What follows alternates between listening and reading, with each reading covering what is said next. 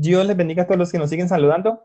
Así que sin más preámbulos, yo quiero dejar con todos nosotros a nuestro profesor Javes Nahum Parra para que él pues, nos dé la bienvenida, nos salude y no sé si quiera presentar al invitado especial. Bueno, muy buenas noches para todas y todos. De verdad que es un gusto estar nuevamente con todos ustedes en esta jornada, en este ciclo de conferencias. Agradecemos por precisamente la compañía en estas 3 ocasiones. Y es un gusto gigante para mi persona dejar con todos ustedes al profesor Luis Carlos Rincón Olaya, profesor, teólogo profesional, magíster en teología, docente de Antiguo Testamento e idiomas bíblicos. Y algo importante que lo traigo a colación es que fue docente en mi proceso de formación en mi pregrado. Fue el primer docente con el que tuve la oportunidad de ver una materia, precisamente Antiguo Testamento. Entonces, es con mucho gusto esta invitación al profesor que la ha aceptado. Entonces, profesor, la dinámica es la siguiente. Vimos 2 conferencias de introducción a la Biblia, se puso en votación, los participantes votaron efectivamente y eligieron salmos. Entonces, esa es la temática que está programada. Entonces, lo dejo con los participantes para que nos salude mientras proyectamos la diapositiva. Profesor Javes, el Señor le bendiga. Qué gusto verle y escucharle. Buenas noches a todas las demás personas que están conectados. Es un privilegio para mí estar en este lugar y realmente poder compartir algo de conocimiento de parte del Señor para cada uno de nosotros. Es un privilegio, una bendición grandísima. Muy bien. Entonces, el tema que nos corresponde hoy es precisamente el tema de los salmos, que es un tema bastante apasionante para todos los que nos acercamos a él de una u otra manera, ya sea desde una perspectiva teológica, es decir, un estudio en la academia, o ya sea desde una perspectiva devocional, una perspectiva, digamos, eclesiológica o teológica, en fin. Los salmos absolutamente siempre tendrán muchísimo para enseñarnos a nosotros. Recordemos que en la Biblia, para los judíos, que se llama el Tanaj, hay una triple división. Recordarán ustedes que la primera parte es la Torá, lo que nosotros llamamos el Pentateuco. La segunda parte es los Nevi'im, que son los profetas. Y la tercera parte son los Ketubim, los escritos. Los judíos no tienen la Biblia organizada de manera igual a nosotros, hay una diferencia. Y esa tercera parte de la Biblia inicia con un libro que se llama Los Salmos. Por eso en el libro de Lucas 24, 44, el Señor dice, y es que esto era lo que estaba escrito, que se había de cumplir acerca de mí en la ley, los profetas y los salmos. Y utiliza el concepto de salmos como el todo por la parte o la parte por el todo, como una sinécdoque para hablar de esa tercera parte de la Biblia hebrea, es decir, del Tanaj, que es precisamente el inicio, este libro, los Salmos. Ahí se inicia este aspecto. Y el término Salmos, que en el hebreo es Tehilim, es un término que significa básicamente alabanzas, es lo que significa, es un plural. Los nombres de los libros de la Biblia que nos llegan a nosotros por lo general no nos llegan del hebreo, sino de la Septuaginta, que recordemos que la Septuaginta es la traducción del Antiguo Testamento al griego. Y en la Septuaginta a este libro se le llamó Salmoi y tiene la misma connotación obviamente de alabanzas, de canciones, y ese es el término o el nombre que nos llega a nosotros, y por eso el libro para nosotros se llama Salmos. Reitero, para los judíos se llama Tehilim. Este libro tiene bastante curioso una división quíntuple, es decir, el libro de los Salmos está dividido en 5 sublibros o subsecciones que han recibido, digamos, varias posibilidades de por qué esa división. Algunos dicen que esa quíntuple división obedece precisamente al Pentateuco, que el primer libro obedecería al Génesis, el segundo al Éxodo, Levítico y así sucesivamente. Pero rápidamente se ha descartado.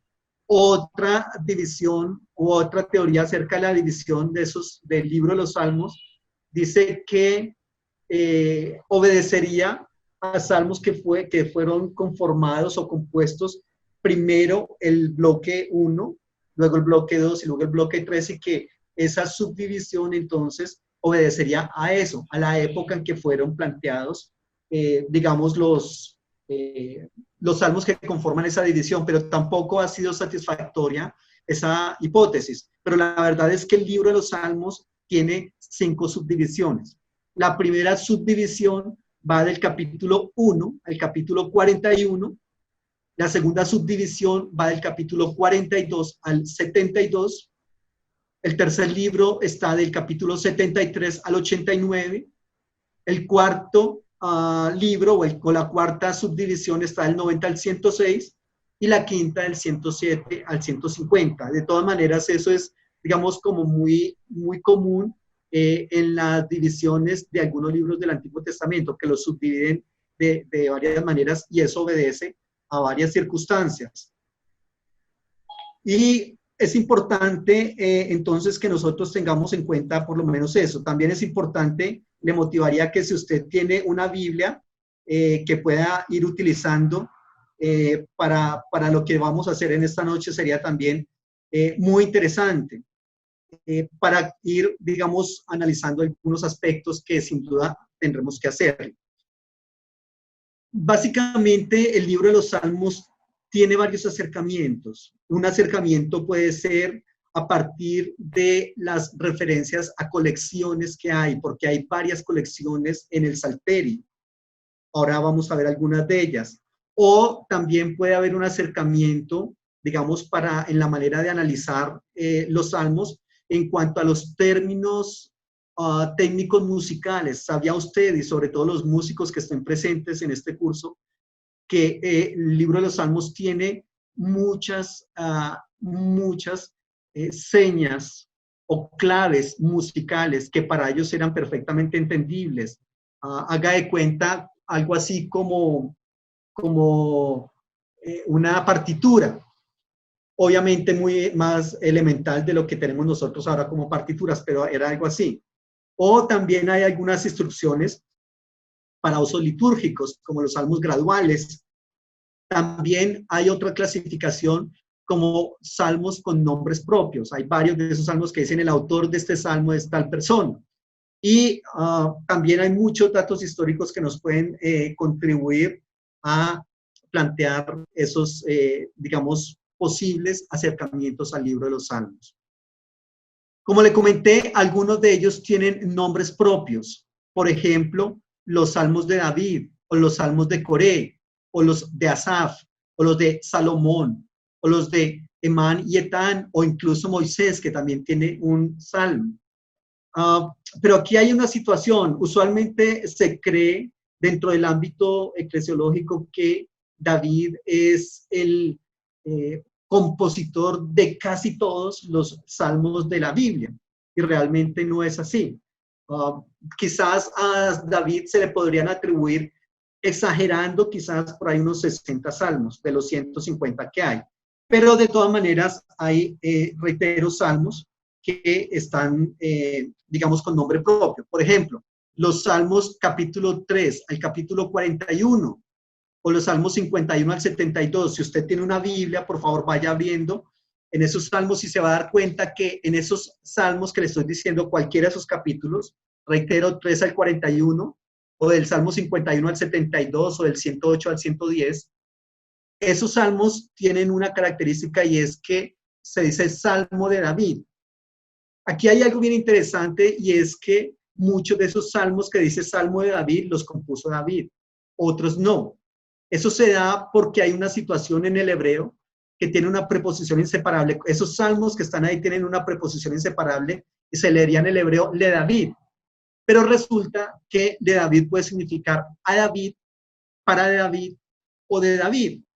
Entonces, es posible que el Salmo haya sido una composición de David, o por otro lado, es posible que alguien adicional, alguien externo a David lo haya compuesto y se lo haya dado a él para que lo cantara, o que alguien lo compuso para recordar a David en alguna de sus gestas o alguna cosa así.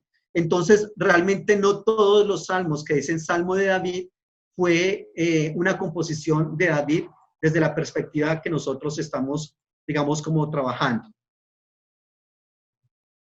Hay otros salmos, como le comento, como los salmos de los hijos de Coré.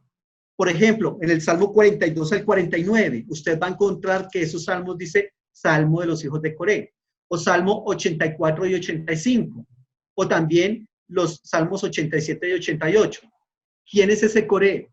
¿Recuerdan ustedes el jefe de la sublevación por allá en el desierto con Moisés? Un famoso episodio donde se habla de la rebelión de Coré. Esta persona, entonces, es como el antecesor de esta familia de salmistas. Al parecer, el texto bíblico dice que la tierra se abrió y que se engulló a Coré y a toda su familia, pero al parecer no fueron todos. Quedaron algunas personas que luego se consagraron al Señor y sirvieron como salmistas en el templo, y aquí tenemos una cantidad de salmos de los hijos de Coré. Es bastante interesante. Lo que le estaba comentando ahora está en Números capítulo 16 por si alguien quiere trabajar algo al respecto. También hay unos salmos, como el Salmo 50 o del Salmo 73 al 83, que se llaman salmos de Asaf. Salmos de Asaf, y ese es otro grupo de cantores. La Biblia habla de Asaf en 1 Crónicas 6:39 como un hijo de Berequías, que fue un maestro de canto en la época también de David, y todos sus descendientes fueron músicos en el templo y compusieron salmos. Entonces es bien importante esta mención a los hijos o salmos de Asaf.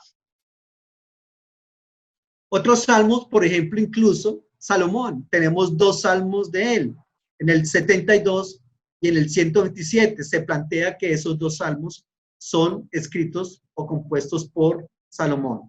También tenemos los salmos 88 y 89, que son salmos de unos señores que se llaman Emán y Etán, que también eran maestros de canto en la misma época. Incluso también tenemos un salmo, que es el Salmo capítulo 90. Es un salmo que se le atribuye a Moisés. ¿Sabía usted que los salmos no necesariamente están solamente en el libro de los salmos? En muchas otras apartados de la Biblia también hay salmos. Por ejemplo, Habacuc capítulo 3 es un salmo. Jonás capítulo 2 es un salmo. En el Nuevo Testamento también tenemos salmos. Entonces los salmos están realmente diseminados por todo el texto bíblico. No se agotan en el libro de los salmos. Hay muchos otros. Como le comenté, también puede haber un acercamiento en cuanto a diferentes colecciones, aparte de las colecciones que le acabé de mencionar de los autores. Hay una colección, por ejemplo, que se llama el Salterio Eloísta. Y esa colección está del capítulo 42 al capítulo 89, el Salterio Eloísta. ¿Por qué se llama así? Porque utilizan preferiblemente el nombre del Elohim para referirse a Dios. Recordemos que Dios tiene varios nombres y títulos en la Biblia. Uno de esos nombres es el Elohim, ¿correcto? Y en estos salmos del 42 al 89, entonces tiene presencia ese nombre para referirse a Dios. Y por eso se llama el Salterio Eloísta. Tiene unas divisiones bastante importantes. Por otro lado, hay otra subdivisión también en el capítulo 1 al capítulo 41, y está bien importante porque aquí tiene otro nombre para referirse a Dios, que es lo que se conoce como el tetragrama divino o el tetragramaton divino, que son 4 letras. Yo no sé si usted tenga una Biblia o haya visto usualmente unas letras que usan para referirse a Dios, que es la YHVH o YHWH. Ese es el nombre de Dios en hebreo que no tiene una pronunciación y por lo tanto, entonces se trabaja con estas 4 letras. Algunas otras traducciones la van a plantear como el Señor, el Señor. Y entonces aquí del Salmo 1 al 41 se trabaja ese tetragrama. Es decir, en el libro de los Salmos, este nombre de Dios, el tetragrama, se utiliza más o menos 642 veces. Es bien interesante. Claro, es muy poco comparado con el resto del Antiguo Testamento, porque en esa sección de la Biblia el nombre de Dios se utiliza 6.821 veces. Entonces, de ahí que sea tan alto el número de veces que se trabaja en los salmos. De los salmos 90 al 149, usualmente estos salmos tienen algunas indicaciones tanto litúrgicas como musicales. Por ejemplo, del Salmo 90 al 104 son salmos que van a exaltar el monoteísmo. Entonces recordemos que en la Biblia, en el Antiguo Testamento, siempre se tiene la idea, la intención de proscribir el culto a otros dioses y que el culto al Dios de Israel sea el único culto vigente en Israel. Y estos salmos del 90 al 104 van entonces a trabajar esta parte del enoteísmo.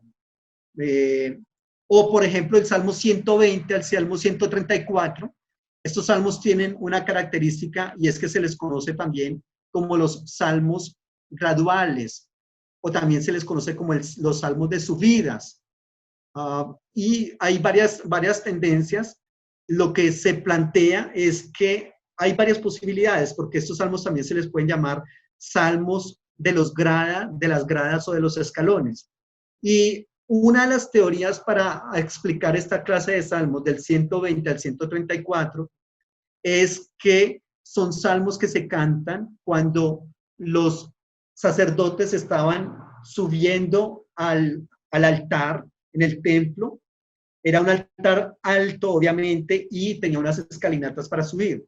Entonces se plantea que ellos subían una escalinata y cantaban un salmo de estos, subían otra escalinata y cantaban otro salmo, ¿ya? Esa es una de las teorías que hay de por qué se les llama salmos graduales. Pero hay otra teoría que dice que son salmos que se utilizaban cuando el pueblo de Israel iba subiendo a Jerusalén. Jerusalén queda en una montaña.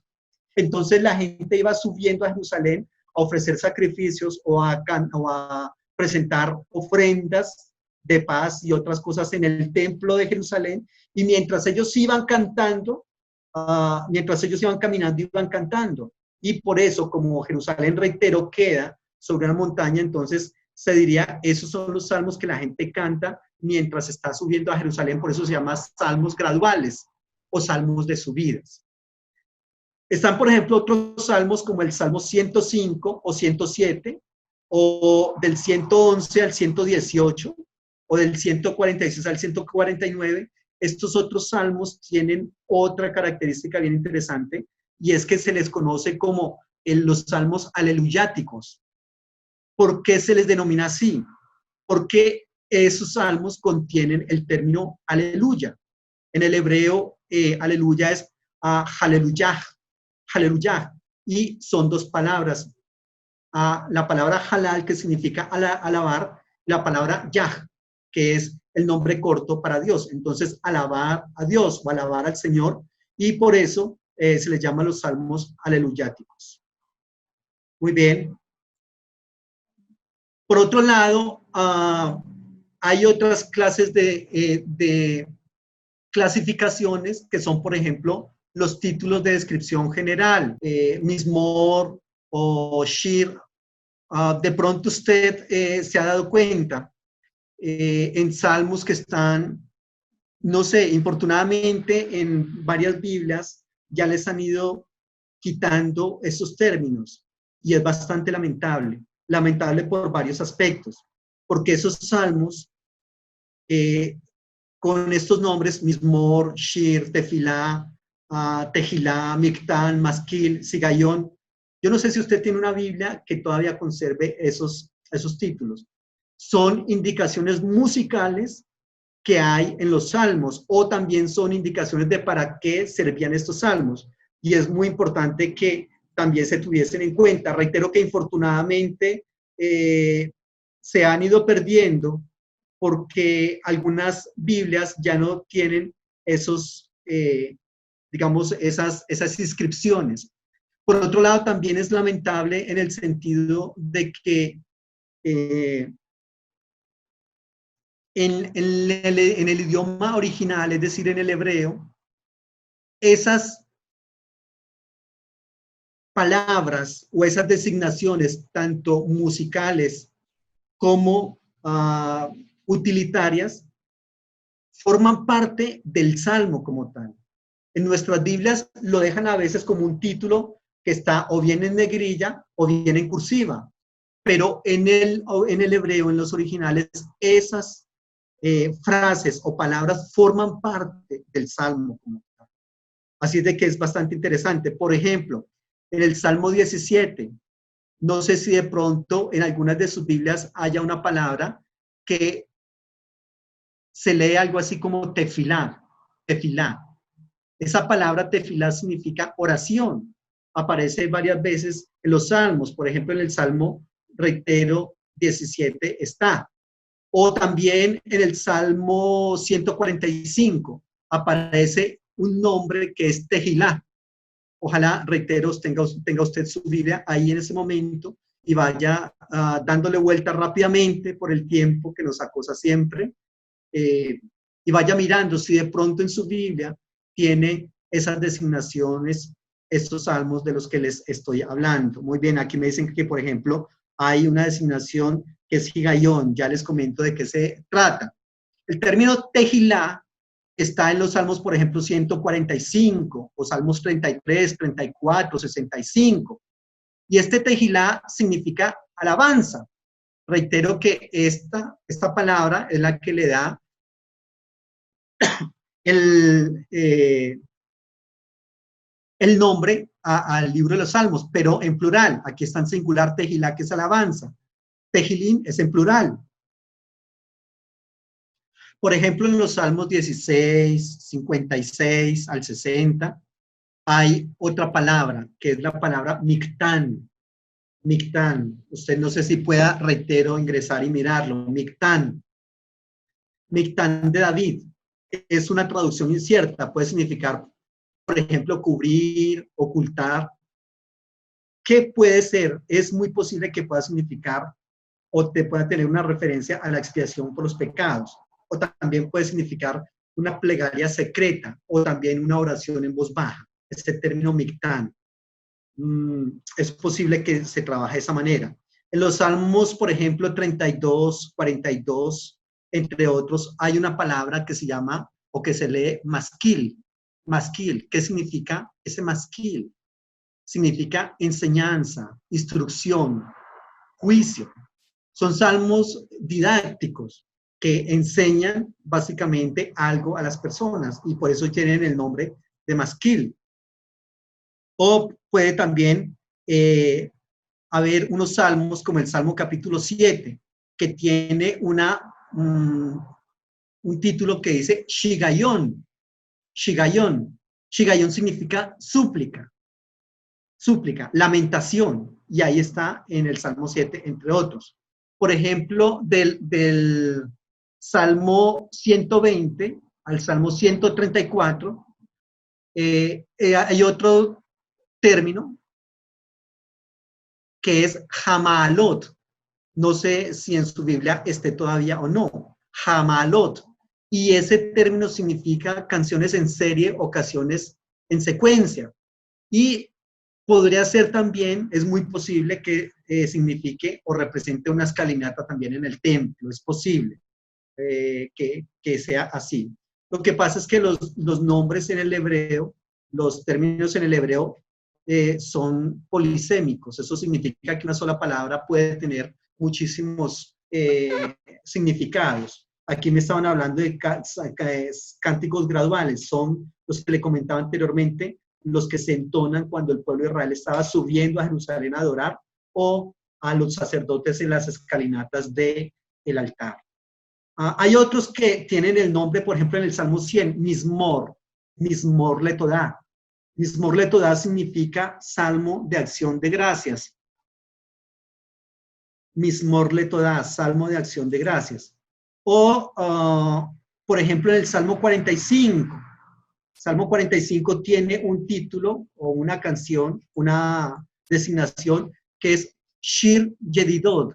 Shir Yedidot. Shir en el hebreo significa canción. Yedidot significa amores, canción de amores. Y ahí están entonces esos Shir Yedidot.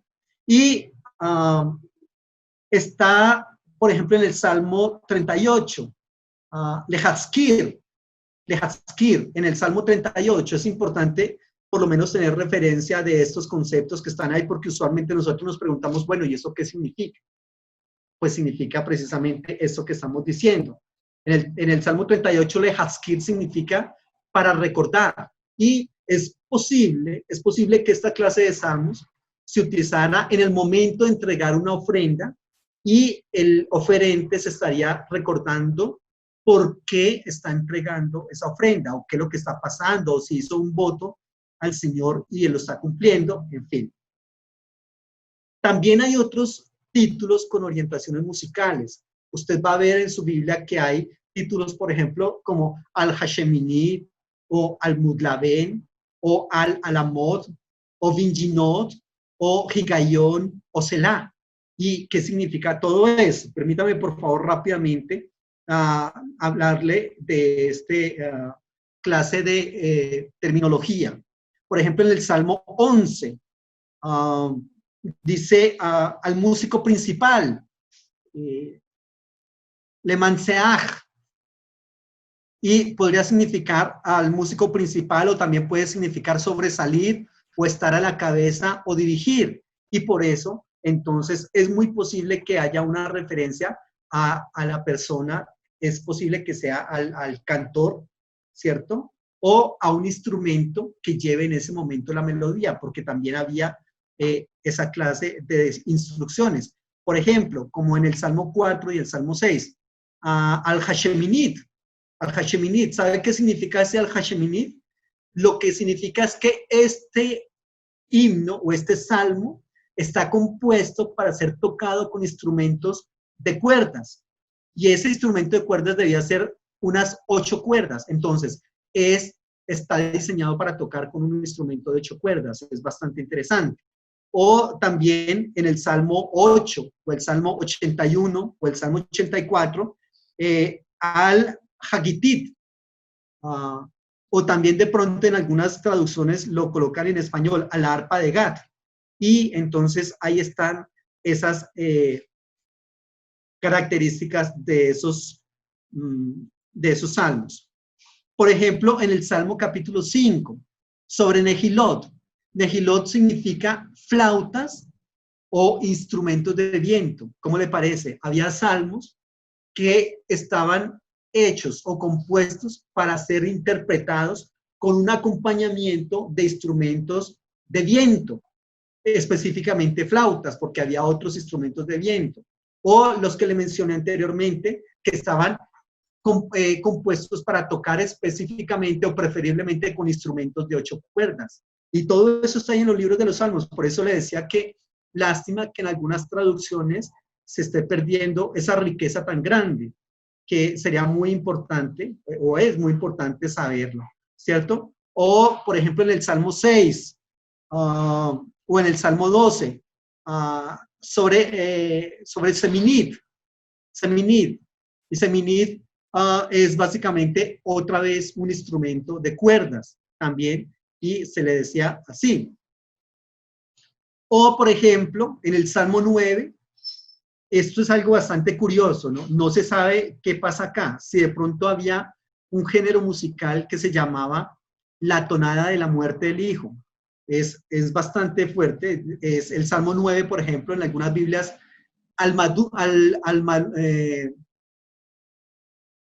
al-Mutlaben. Se trabaja así esa palabra, al-Mutlaben. Y lo que significa es la tonada de la muerte del hijo. Entonces, no se sabe si es que había un género musical como decir en este momento reggaetón, bachata, salsa, merengue, más o menos eran esa clase de géneros musicales. Uno que se llamaría la tonada de la muerte del hijo. Entonces sería una clase un poco especial de tonada, reitero, o de género musical. O por ejemplo en el Salmo 46, Alamot, y Alamot puede significar para las doncellas. Es muy posible que esta clase de salmos estuviese dado para ser cantado por mujeres que evidentemente tienen una nota o una voz mucho más aguda que la del hombre. Es posible que fuera eso. O, por ejemplo, en el Salmo 4, el Salmo 6, 54, 55, hay una referencia sobre Neguinot. Y Neguinot también entonces eran otra clase de instrumentos de cuerdas. Y esos salmos estaban entonces dados para esos instrumentos. O, por ejemplo, en el Salmo 9, Gigayón. ¿Ha leído usted en su Biblia ese término gigayón? Pues gigayón significa sordino, o también significa bajada de voz. Usted recordará, por ejemplo, que en las trompetas hay algunas veces que le colocan en la punta de la trompeta un aparato para que suene más grave el sonido, más bajo. Era algo así también en esa época. O también podría significar que en ese momento, o que en ese coro o himno, la voz tenía que bajarse, el tono de voz tenía que bajarse. Es bastante interesante lo que se plantea. O, por ejemplo, el término Selah. Ese término Selah está en varios salmos. Por ejemplo, en el Salmo 3 o el Salmo 71, que puede significar varias cosas. Les reitero que los términos del hebreo son polisémicos, significa que tienen muchos significados.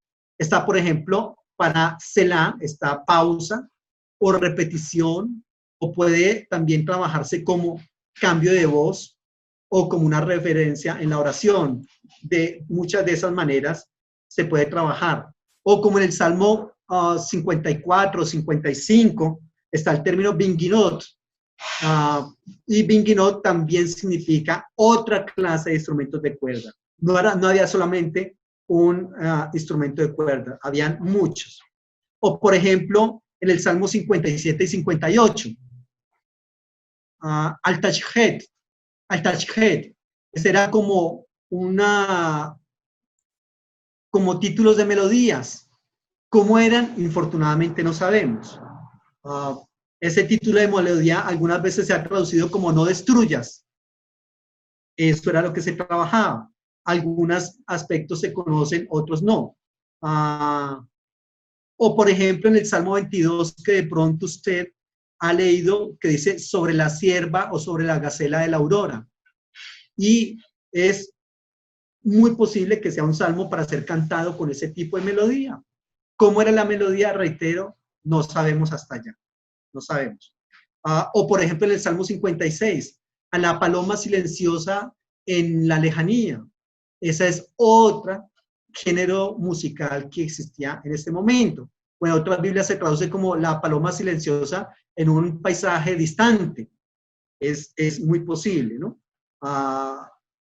Que sea de pronto un salmo muy triste. La paloma por lo general ha sido considerada como un animal muy, digamos, muy triste.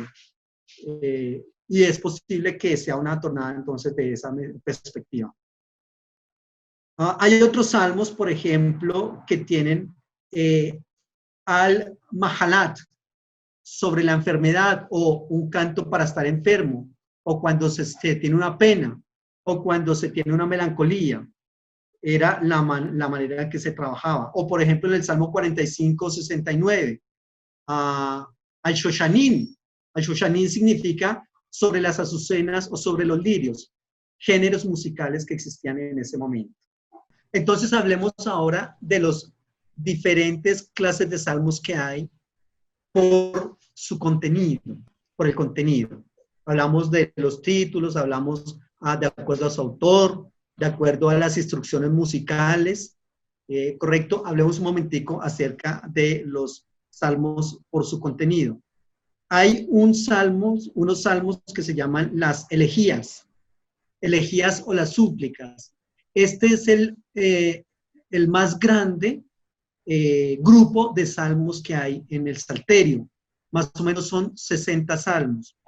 Y la elegía básicamente es una plegaria al Señor en la cual el orante, es decir, el que ora, le está suplicando a Dios y utiliza ciertos símbolos o ciertas ademanes, tanto de sus o gestos con su rostro o con sus manos o su cuerpo, pero todo eso se da básicamente para pedirle la protección a Dios. ¿Protección por qué? Porque esta persona se siente perseguido por los enemigos, o se siente enfermo, o se siente endeudado, o hay una cantidad de aspectos que llegan a la vida del ser humano y que no le hacen pasar buenos ratos.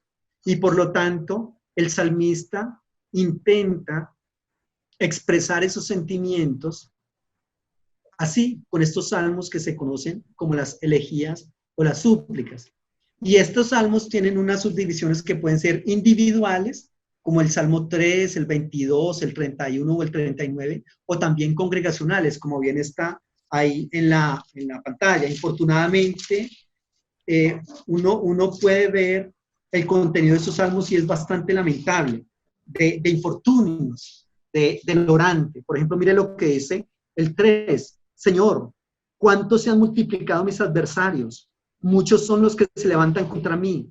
Muchos son los que dicen de mí, no hay para él salvación en Dios. Entonces, fíjese que aquí está orando porque tiene una cantidad enorme de adversarios y él no sabe cómo lidiar con eso. Entonces, por lo general son desgracias que han pasado. Tanto, reitero, puede ser a nivel individual como a nivel congregacional o de todo el pueblo. De pronto porque hay una desgracia agrícola, como una sequía o como una plaga de langostas, ¿cierto? O por ejemplo, porque Israel está bajo el ataque de los enemigos, o porque hay una pandemia en el pueblo, o porque hay un desastre natural o un fenómeno natural como una inundación, un temblor, un terremoto. Entonces, esos salmos que se llaman elegías o súplicas están dados precisamente para ser trabajados en esa perspectiva. Eso se llaman, ¿qué? Elegías o súplicas. La palabra elegía significa endecha o lamentación. Muy bien. Hay otra clase de salmos, por ejemplo, como los de alabanza. Esos salmos son totalmente diferentes a los anteriores. Entonces, si estos salmos que le mencioné son elegías, estos de ahora son alabanzas. Y reitero, son propuestos en una perspectiva totalmente contraria a la anterior. Estos salmos son básicamente en honor al Señor porque algo ha salido bien, porque la cosecha estuvo buena, porque fue sano de una enfermedad, porque Dios los perdonó, Dios los guardó del enemigo. Es decir, todos aquellos conceptos que le mencioné anteriormente, los salmos de elegía, ahora se convierten en alabanza, ya pasaron. Y entonces, ahora hay una importante motivación para decirle al Señor gracias por todo eso. Entonces, se centran precisamente en la alabanza a Dios, por todo lo que Dios es, por todo lo que Dios hace por el pueblo, cómo los ha guardado y en fin, todas aquellas circunstancias. Hay otros salmos, por ejemplo, los salmos de la historia de la salvación son espectaculares. Usted ha leído salmos como el 78, el 105, 106, 135 y 136, que son salmos que empiezan hablando de cómo Dios llamó a Abraham, Isaac, Jacob, cómo ellos estuvieron en Egipto, cómo los sacó el Señor con mano fuerte, con brazo extendido, cómo los llevó por el desierto 40 años, cómo los ingresó a la tierra prometida, cómo les dio jueces, cómo les dio luego monarcas o reyes, y todos esos salmos se llaman salmos de historia de la salvación. En esos salmos entonces se ve cómo Dios ha estado actuando y ha estado dirigiendo a su pueblo Israel en todas esas circunstancias que han tenido lugar dentro del pueblo. Y entonces, con base en esos actos portentosos de Dios, de cómo Él los ha librado de los enemigos y cómo los ha sacado en victoria, entonces se componen esos salmos de historia de la salvación. Son bien interesantes estos salmos. Muy bien. Hay otros salmos que son los reales. Estos salmos, en Israel, el rey tenía un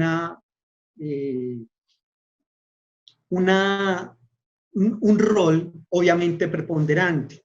Y cuando el rey era coronado y entronizado, es decir, sentado en su trono, entonces se cantaban unos salmos. Y, por ejemplo, como el Salmo 2, que es bien interesante. Esos salmos también pueden cantarse para Dios como rey o para el rey terrenal. Mire lo que dice, por ejemplo, el Salmo 2. ¿Por qué se amotinan la gente si los pueblos piensan cosas vanas? Se levantarán los reyes de la tierra y príncipes consultarán unidos contra el Señor y contra su ungido, diciendo, rompamos sus ligaduras y echemos de nosotros sus cuerdas. El que mora en los cielos se reirá, el Señor se burlará de ellos. Luego les hablará en su furor y los turbará con su ira. Yo he puesto mi rey sobre Sion, mi santo nombre. Mire lo que dice el 7. Yo publicaré el decreto. El Señor me ha dicho, mi hijo eres tú. Yo te engendré hoy. Pídeme y te daré por herencia a las naciones y como posesión tuya los confines de la tierra. Los quebrantarás con vara de hierro, como vasija de alfarero, los desmenuzarás. Entonces, este es un salmo de entronización, también se les dice, o salmos reales, o salmos de la realeza. Y en el momento en que el rey era entronizado, se creía que en ese momento Dios lo adoptaba como hijo suyo. Por eso, en el versículo 7 se plantea, tú eres mi hijo, yo te he engendrado hoy. Es decir, en el momento en que tú eres entronizado o coronado, entonces significa que yo te tomo también como mi hijo. En los demás países o culturas adyacentes a Israel y subyacentes, los reyes se les atribuían a ellos, digamos, algún halo de divinidad. Se les consideraba dioses encarnados o, en el peor de los casos, hijos de Dios. En Israel siempre se les negó una filiación divina a los reyes, pero sí había como una connotación de que el rey era más inteligente que cualquier otra persona, por una parte, y por el otro lado, que como si Dios lo toma y lo adopta como hijo suyo, pero no que era Dios como, por ejemplo, en Egipto, que el faraón se consideraba Dios encarnado y cómo ese Dios tenía el poder de dominar sobre los fenómenos naturales, el sol, la lluvia, las estaciones y todo ese asunto. Era bastante fuerte. Entonces los salmos reales intentan corregir algunos aspectos de esa teología monárquica y plantearse otros un tanto diferentes. Muy bien, continuemos. Están por otro lado lo que se conoce como los salmos de Sión. Sión obviamente es Jerusalén, ¿no? Es el lugar donde el Señor habita. Y a Jerusalén se le ha compuesto también muchísimos salmos, incluso también en la actualidad. Jerusalén de Oro, no sé si ustedes han escuchado una canción actual, Jerusalén de Oro, y en la Biblia también hay muchos cantos que se dicen así, salmos de Sión, y precisamente lo que tratan es de exaltar a Sión como la ciudad donde Dios habita, donde Dios está, y es importante entonces que nosotros le cantemos a esa ciudad. Definitivamente recordemos que la tenencia de la tierra o la posesión de la tierra es una promesa grande de Dios para el pueblo, ¿cierto? Y precisamente eso es lo que se pretende con ese salmo de Sión. Por ejemplo, está el Salmo 137, o el Salmo 132, o el Salmo 122, o el 76, o el 84. Hay varios salmos que hablan de cómo Dios protege a Sión, de cómo Dios no permitirá que los enemigos hagan algo en contra de ese lugar. Muy bien. Y también están los salmos de sabiduría o salmos sapienciales, que lo que pretenden es como hacer una oda a la alabanza, a la sabiduría. ¿Qué es sabiduría en Israel? Grosso modo, podríamos definir la sabiduría como algo así. Escúchenme. La sabiduría en Israel es Dios, es decir, la divinidad, tiene unas leyes. El universo tiene otras leyes. El entramado social tiene otras leyes y la vida tiene otras leyes. La persona sabia en Israel es la que ha podido entender todas esas leyes de cada uno de esos elementos que le mencioné y cómo hace o cómo pone a funcionar esas leyes en beneficio de él y en beneficio del bienestar del género humano. Eso es lo que es sabiduría en el texto bíblico, ¿ya? Entonces, ¿cómo busco mi beneficio? Conociendo las leyes con las cuales se rige Dios, el universo, la vida, la naturaleza y el entramado social. ¿Listo? Eso es básicamente como grosso modo, reitero, los salmos que se conocen con este concepto de los salmos de sabiduría o los sapienciales. Ellos nos van a dar siempre, digamos, algunos beneficios de la sabiduría, de tener una vida sensata. Entonces, son muy dados a la reflexión, a los temas proverbiales también, esa clase de salmos. Por ejemplo, el Salmo 127, el Salmo 133, el 112, el 128. Muy bien. Esos son esa clase de salmos. Y están los salmos imprecatorios. Esos salmos, y la pregunta que me hacían ahora, estos salmos han despertado muchísima curiosidad en la gente. Y la palabra imprecación significa maldición. Y son salmos en los cuales el orante dice delante del Señor, Señor, destrúyelos, que se mueran, que le rompan las mejillas, que le rompan los dientes, que su mujer tenga sexo con otros. Bueno, es una cantidad, por ejemplo, en el Salmo 137, Babilonia, dichoso el que estrelle tus niños contra la peña. Uno dice, wow, ¿cómo así? Y eso lo dicen hombres santos. Sí, eso lo dicen hombres santos. Estos salmos imprecatorios básicamente lo que pretenden es proponer una catarsis al orante.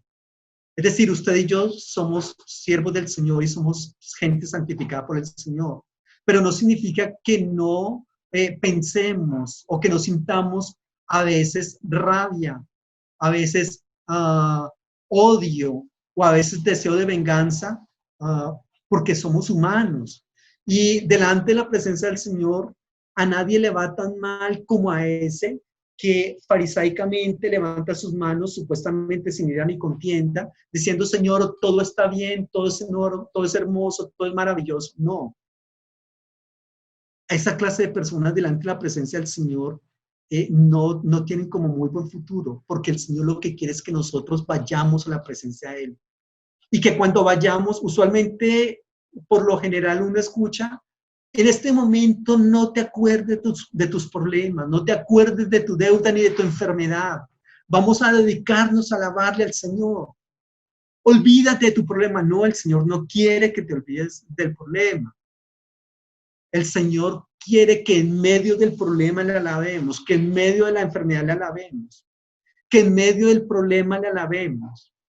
Y obviamente cuando yo estoy en enfermedad, en problema, en angustia, en persecución de los enemigos, que yo no les hago nada y ellos me dañan, entonces, ¿qué está pasando ahí? Evidentemente yo como ser humano tengo sentimientos. Y a veces esos sentimientos, Señor, quisiera verlo destruido, quisiera verlo muerto.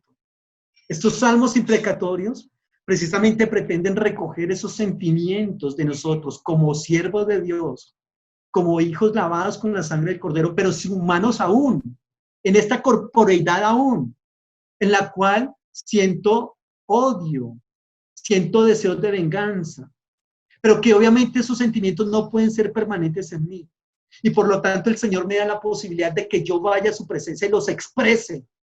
Y que le diga, Señor, honestamente tú sabes que te amo, tú sabes, Señor, que quiero hacer tu obra y que te dije que mi vida te pertenece, pero esta persona mire cuánto daño me ha hecho. Y Señor, y yo quisiera verlo destruido, quisiera verlo mal. Lo importante de estos salmos también es que todas esas palabras se le dicen es a Dios directamente, no a la persona. Entonces, es muy diferente que usted vaya y se los diga a Dios y a que vaya y se los diga a la persona directamente. Cuidado, hay la cosa así, de pronto sería bastante lamentable, porque entonces sería de pronto algo bastante fuerte y que al oír la otra persona que mire lo que está diciéndome, perdón, el problema sería mucho más serio, muchísimo más lamentable y entonces se complicaría el asunto. Estos salmos lo que pretenden es decir que el orante le diga al Señor, Señor, mi corazón está dañado, ayúdeme. Señor, estoy sintiendo rabia, estoy sintiendo envidia, estoy sintiendo ganas de destruir todo a mi alrededor. Lo único que me salva de eso es que tengo temor tuyo, porque si no yo acabaría con todo. Mire, por ejemplo, el Salmo 109, que es uno de los salmos imprecatorios por excelencia. Y mire lo que dice, por ejemplo, el Salmo del versículo 6 en adelante. Ponga sobre él al impío y Satanás esté a su diestra. Cuando sea juzgado salga culpable y su oración sea para pecado. Sean pocos sus días, tome otro su oficio. Queden sus hijos huérfanos y su mujer viuda. Anden sus hijos vagabundos y mendiguen. Procuren su pan muy lejos de sus desolados hogares.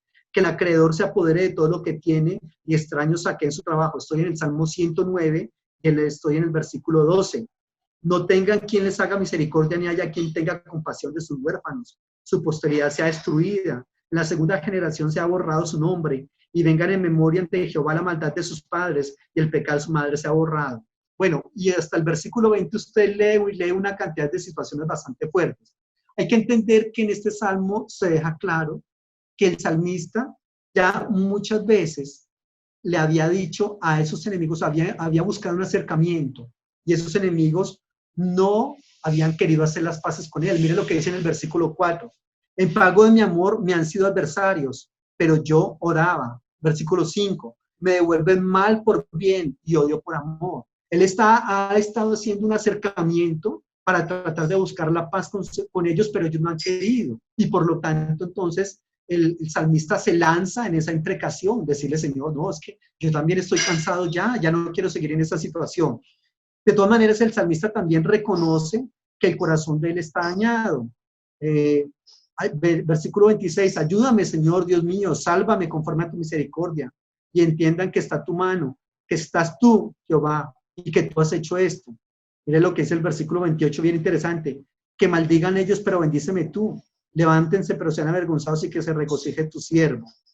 Entonces, es un salmo en el cual también, mire lo que dice, por ejemplo, el versículo 22, porque yo estoy afligido y necesitado, y mi corazón está herido dentro de mí. Los salmos imprecatorios son salmos dados por personas con un corazón herido. ¿Y quién no tiene un corazón herido en un momento adecuado?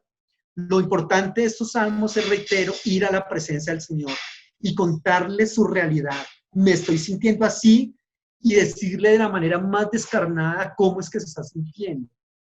Y por otro lado también, no interesa tampoco cómo nosotros vengamos a la oración. Lo importante es cómo salimos de ella, porque aquí la idea de estos salmos imprecatorios es que usted venga y vacíe todo lo que usted tiene adentro para que cuando usted pueda hacer esa catarsis, y ya como bien dice Job, óiganme y se hace el consuelo que me den. Entonces que al Dios escucharme todo eso que tengo para decirle, yo pueda estar entonces descansado, tranquilo. Así como cuando uno cuenta todo lo que tiene acá adentro y ya está descansado. Ah, sí, gracias, ya me siento un poco mejor.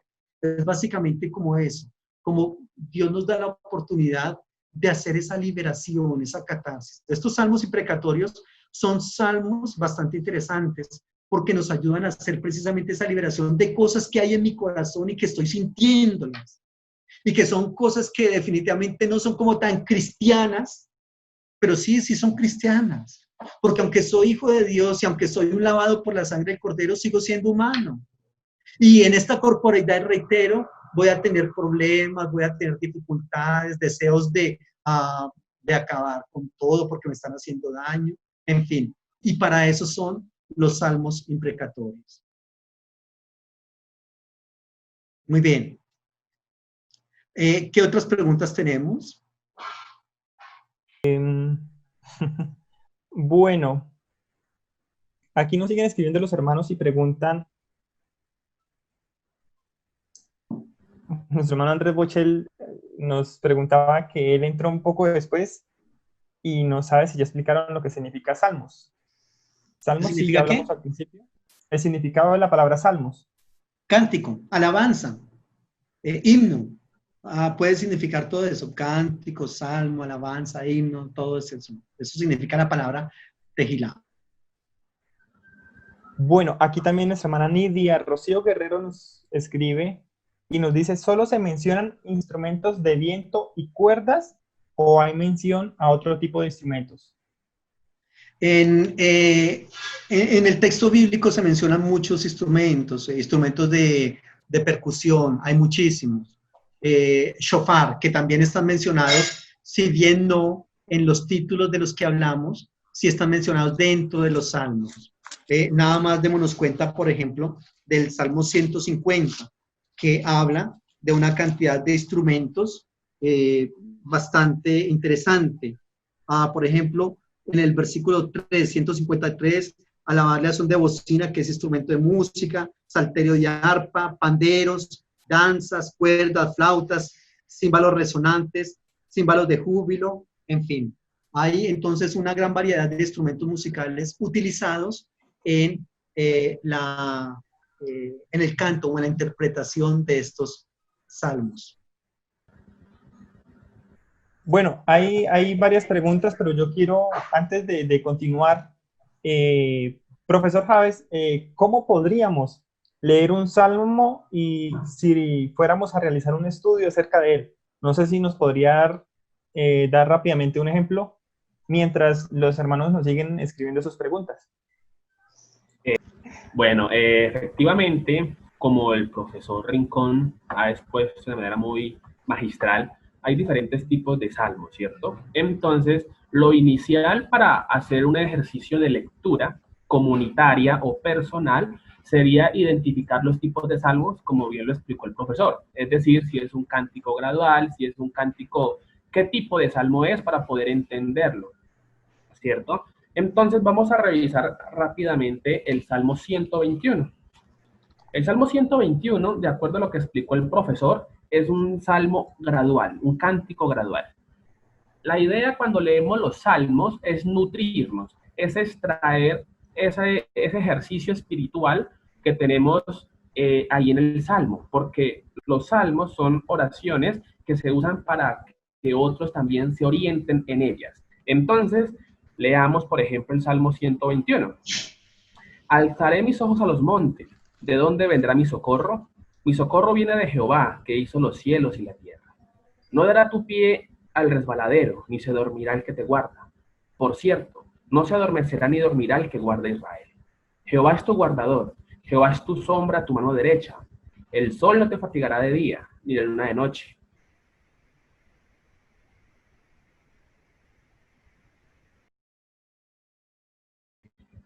Los salmos, en este caso, el cántico gradual, el profesor explicó que habían dos maneras de entenderlo, ya fuera para el que está en la parte del culto con el sacrificio o directamente la persona, el israelita que acude al templo, que acude a la ciudad santa.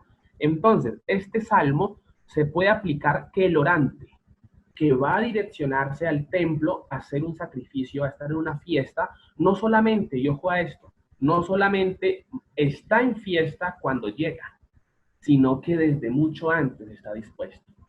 Esto, si lo aplicáramos al hoy, podríamos entenderlo de que el culto, cuando vamos a la iglesia, al templo, no es cuando estamos allá, es desde la disposición que yo tengo y que yo digo, voy para el templo. Ahora bien, en los salmos, el profesor indicaba que era también para hacer relación al Pentateuco, por eso 5 libros estaban en los salmos. Martín Lutero también sugirió que los salmos se podría considerar como la Biblia en miniatura, y es precisamente porque los salmos recogen la historia de Israel.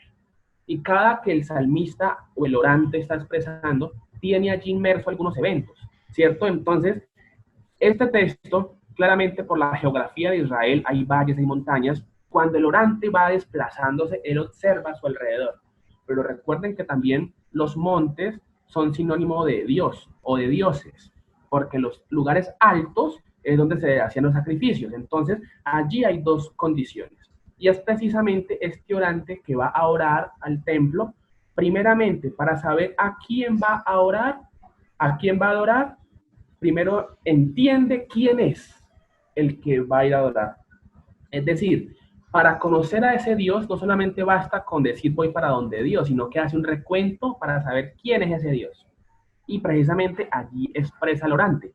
Alzo mis ojos a los montes. O sea, si observo a mi alrededor la gran variedad de opciones que hay de dioses, ¿quién es el verdadero? ¿De dónde viene mi socorro? Y allí él se responde diciendo de Jehová. En otras palabras, colocando a ese Dios de Israel por encima de las demás opciones o alternativas que existían. Pero no solamente dice que porque Dios, o sea, que es Dios, sino que dice, es Dios por estas y estas razones. Y miremos que aquí va diciendo, ¿quién es ese Dios? El que hizo los cielos y la tierra. O sea, no es cualquier Dios. Continúa diciendo, es aquel que me guarda, y no solamente mientras está de día, sino que yo puedo descansar en él. ¿Quién es ese Dios al que voy a adorar? El que me da confianza, el que me protege. Por cierto, miremos que continúa diciendo, no se adormecerá ni dormirá el que guarde Israel. Jehová es tu guardador. ¿Qué ejemplo de la Biblia, qué historia vamos relacionando incluso con el verso 6 que dice que el sol no te fatigará de día ni de luna de noche? Aquí hace un recuento histórico, que ese Dios al que él va a adorar es el Dios que cuidó a Israel en el desierto, en el Éxodo. Entonces, mientras el orante va a adorar a Dios, va haciendo un análisis de quién es ese Dios, por qué merece su adoración y por qué es el Dios que lo acoge a él y que él adora. Entonces, y algo importante, el verso 8 dice, Jehová guardará tu salida y tu entrada desde ahora y para siempre. Aquí pareciera que hay como una dinámica contraria, porque dice, guardará tu salida y tu entrada.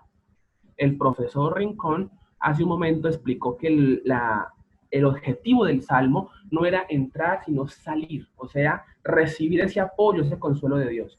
Por eso el Salmo dice, Jehová bendiga tu salida y tu entrada. Es decir, Dios bendice, Dios cambia quién eres. Y con esa visita al templo, con ese sacrificio, entonces vas a entrar en un tiempo de bendición. Entonces, este es un corto ejercicio de lo que debemos tener en cuenta cuando leemos los salmos. Identificar qué salmo es, identificar a qué historia o a qué relato de la Biblia tiene conexión, porque eso es lo que a Israel lo motiva. En clases con el profesor Rincón nos decía, Israel no puede separar su historia de su teología. En toda su historia está la figura de Dios. Entonces, ese es un ejemplo corto para nosotros disfrutar los salmos y hacernos también con una hermenéutica de ellos. Amén, muchas gracias.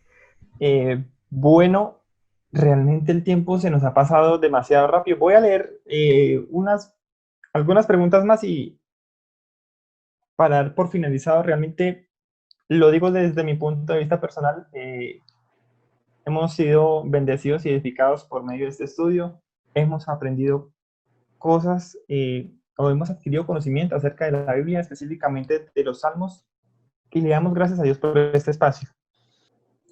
Nuestro hermano Andrés Rochel tiene una pregunta en cuanto a los salmos imprecatorios y nos pregunta, ¿Dios no va en desacuerdo con que pidamos destrucción o venganza contra otra persona?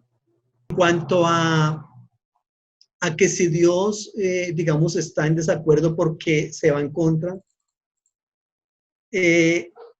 obviamente el Señor pretende y nuestro desafío es amar al enemigo, claro que sí, pero eso no es algo que se dé con el tiempo, no es algo que se dé inmediatamente, sino que es un proceso, y a veces es un proceso largo, y a veces hay personas que son más difíciles de amar que otras, y eso lo sabemos todos.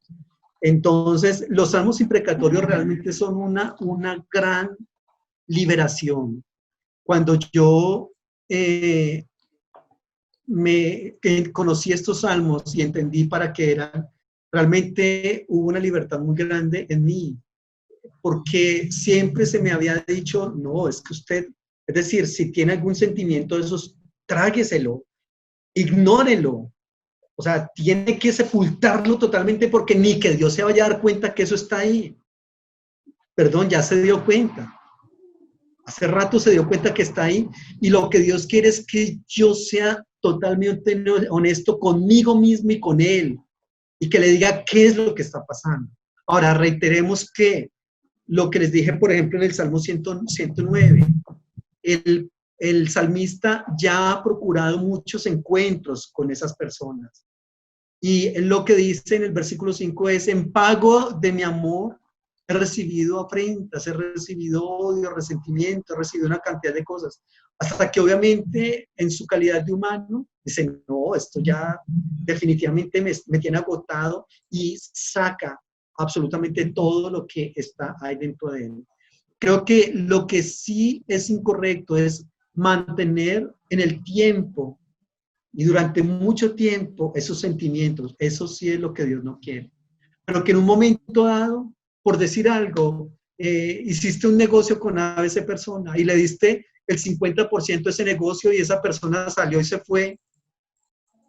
Discúlpeme, si usted me dice, no, pues, de todas maneras no siento nada por él. Hay un momento en que sientes rabia y en que sientes, pero ¿qué pasa con esto, Señor? Pero es que mire, ¿por qué no fue lo suficientemente honesto si yo fui honesto con él? Entonces es como un proceso en el cual obviamente el corazón siente todo eso, pero que reitero, no podemos quedarnos nosotros permanentemente en él. ¿Ya? El mismo Jesucristo oró los salmos imprecatorios. Claro que sí. Están orando. No puedo yo tampoco pretender ser más santo que él, ¿no? Y son aspectos muy naturales. Muy bien. De verdad que qué bendición. Esta conferencia ha sido de mucha edificación. Les comparto para que sea de conocimiento de todos nosotros, el profesor Rincón participó en la traducción de la Biblia de Estudio Mundo Hispano y realmente nos sentimos muy, muy, muy orgullosos de que esté con nosotros en esta noche. Ya veo que nos siguen escribiendo, pero con palabras de agradecimiento. A ustedes también muchas gracias por el tiempo.